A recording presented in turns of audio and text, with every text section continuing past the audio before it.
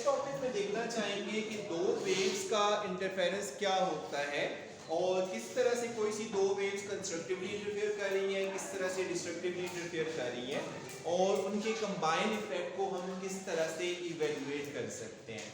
तो सबसे पहले हम ये देखते हैं कि इंटरफेरेंस ऑफ वेव्स है क्या। कोई सी दो लाइट वेव्स हों, कोई सी दो साउंड वेव्स हों, कोई वेव भी हो, जब वो किसी सेम जगह पे सेम मीडियम में प्रोपेगेट कर रही हो सेम टाइम पे, तो उनका जो कंबाइन इफेक्ट होगा उस कंबाइन इफेक्ट को आप वेव का नाम देंगे।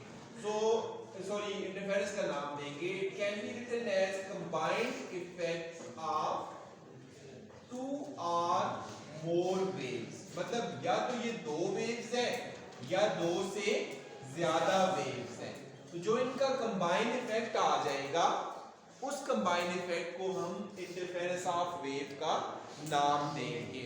अब लेट्स से यहाँ पे मैं बोल रहा हूँ मेरे साउंड वेव एक वेव है, अगर हम उसी को ले लें स्कूल असेंबली में सुबह 10, 20, 40 लोग इकट्ठे नेशनल एंथम या कोई चीज पढ़ते हैं, अब मेरी आवाज ऊंची होगी या वो 50 लोगों की आवाज ऊंची होगी? वजह क्या है कि उनकी आवाज कंस्ट्रक्टिवली इंटरफेयर कर रही है और रिजल्टेंट एम्पलीट्यूड बढ़ जाता है और आवाज ज्यादा ऊंची सुनाई देती है। इसी तरह से अगर कोई दो वेव्स हमारे पास मौजूद हैं और हम उनका कंबाइन इफेक्ट देखना चाहते हैं कि कंबाइन इफेक्ट कैसे बिहेव करेगा, तो उस पर बात करना चाह रहे हैं।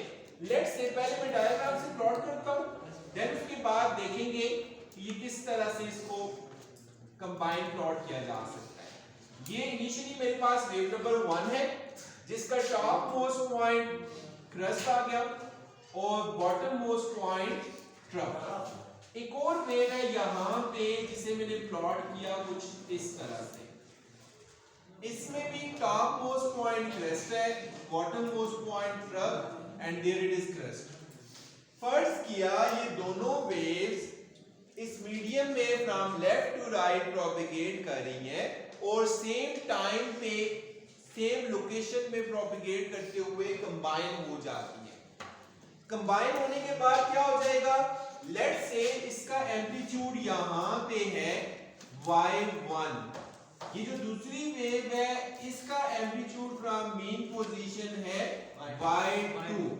तो मैंने y1 और y2 का जब कंबाइन इफेक्ट देखा, रिजल्टेंट वेव मेरे पास कुछ इस तरह से आ जाएगी। थोड़ा सा ये मजीद एक्सटेंड हो जाएगा जस्ट लाइक दिस वन। तो अब ये रिजल्टेंट वेव क्या कर रही है, इसका क्रस्ट मिला था इसके क्रस्ट के साथ और इसका ट्रफ मिला था दूसरी वेव के ट्रफ के साथ, तो रिजल्टेंट क्रस्ट ऊंचा हो गया, उसका एम्पलीट्यूड बढ़ गया, रिजल्टेंट ट्रफ का एम्पलीट्यूड भी इंक्रीज हो गया। तो ये जो रिजल्टेंट वेव आएगी उसका amplitude y will become equal to y1 plus y2। तो हम कंक्लूड ये करेंगे कंस्ट्रक्टिव इंटरफेरेंस को, when crest of one wave meets with the crest of other wave and trough of that wave meets with the trough of other wave, then the waves interfere as constructively, and in case of constructive interference overall amplitude of the wave will increase। Clear हो गया? तो in case of sound wave जब constructive interference होगा तो आपको resultant sound wave की amplitude ज्यादा सुनाई देगा, और in case of light wave जब कंस्ट्रक्टिव इंटरफेरेंस होगा तो आपको ब्राइट कलर या ब्राइट बैंड नजर आएगा। ठीक है, तो पहली तो ये बात आ गई कि इस तरह से आप इसको देख सकते हैं। एक और पॉसिबिलिटी भी हो सकती थी, फर्स्ट किया पहली वेव यहां से जा रही है जस्ट लाइक दिस वन, दूसरी वेव स्टार्ट ही यहां से लेती है। अब क्या ख्याल है, कंस्ट्रक्टिव इंटरफेरेंस होना चाहिए, डिस्ट्रक्टिव होना चाहिए? बाय डेफिनेशन हमने कहा था क्रस्ट को मिलना चाहिए क्रस्ट के साथ और ट्रफ को मिलना चाहिए ट्रफ के साथ, वो तो मिल रहे हैं जस्ट लाइक दिस वन। लेकिन सिर्फ एक फर्क आया, वो फर्क ये आया कि इनका स्टार्टिंग पॉइंट सेम था, इनके स्टार्टिंग पॉइंट में फर्क है और वो फर्क किसका है, लैम्डा का। तो इसका मतलब ये हुआ जब आपका पार्ट डिफरेंस 0 हो और क्रस्ट विद द क्रस्ट और ट्रफ विद द ट्रफ मिल रहा हो तो वो कंस्ट्रक्टिव इंटरफेरेंस होगा। पार्ट डिफरेंस अगर 1 लैम्डा है बट स्टिल क्रस्ट और ट्रफ मिल रहे हैं, तो वो भी कंस्ट्रक्टिव इंटरफेरेंस होगा।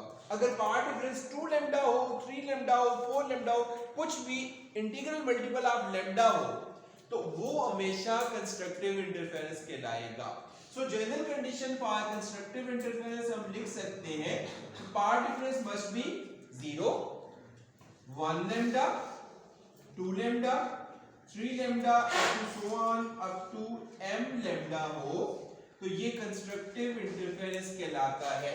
क्योंकि जब कभी भी पार्ट डिफरेंस m लैम्डा का मल्टीपल हुआ, वेव प्लॉटिंग में हमेशा क्रेस्ट और ट्रफ आपस में मिल रहे होंगे। ऑन द अदर एंड अगर मैं डिस्ट्रक्टिव इंटरफेरेंस को देखना चाहूं, इधर क्या होगा?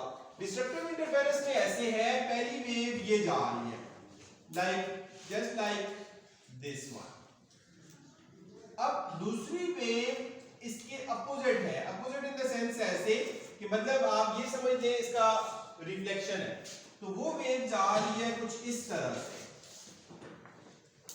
अब अगर आप देखें तो इस वेव का क्रेस्ट आ रहा है यहां पे, लेकिन सेम टाइम में इस वेव का क्या आ रहा है?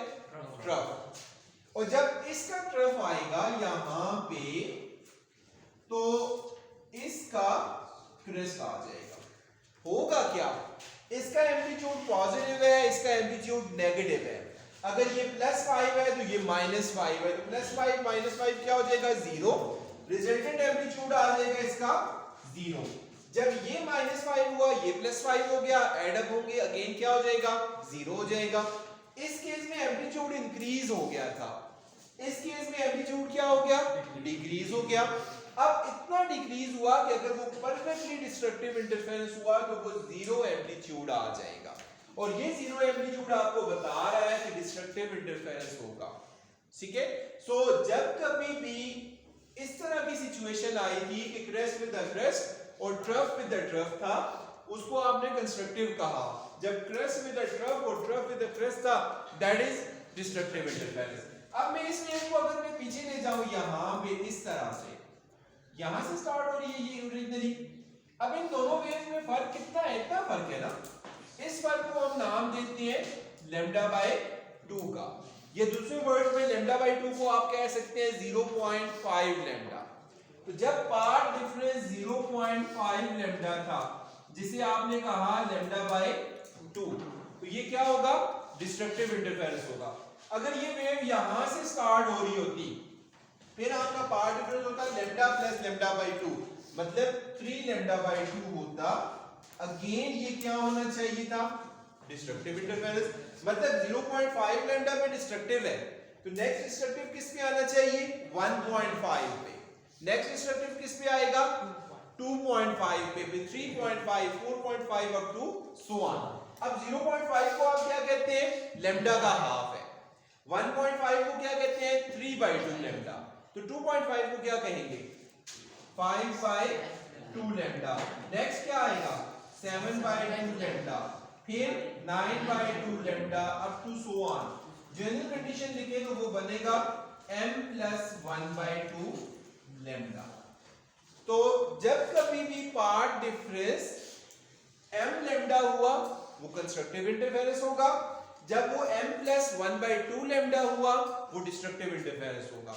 अब लेट्स से मैं बोलूं, मैं यहां पे बोल रहा हूं, मैं अगर सेम एग्जैक्ट इसी टाइप की आवाज प्रोड्यूस कर दूं एक और सोर्स से, और अगर वो दोनों साउंड्स एग्जैक्टली डिस्ट्रक्टिवली इंटरफेयर कर रही हैं, तो मैं भी बोल रहा हूंगा, दूसरा सोर्स भी बोल रहा होगा, हम कॉन्टिन्यूसली बोल रहे हैं, लेकिन आपको आवाज सुनाई नहीं देगी।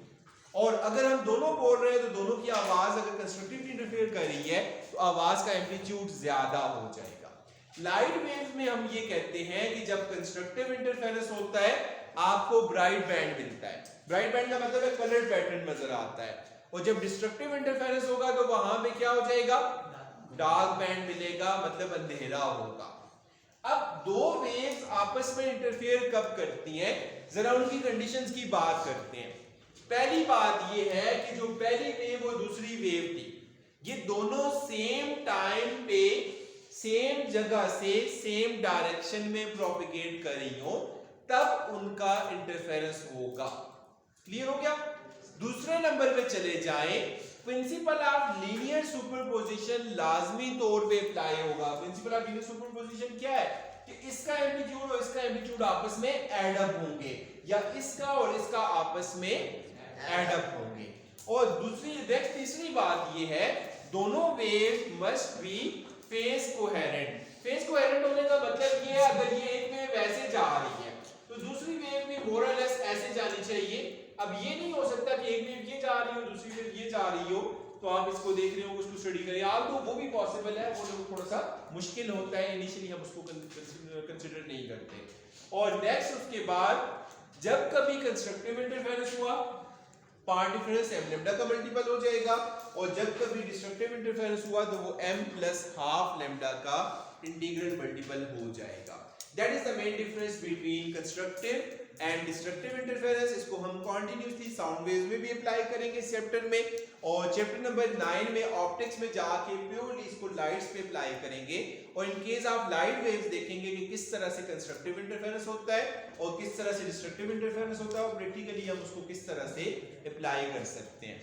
किसी के माइंड में कोई क्वेश्चन हो, कोई प्रॉब्लम या कंफ्यूजन हो तो आप लोग पूछ सकते हैं। All of you.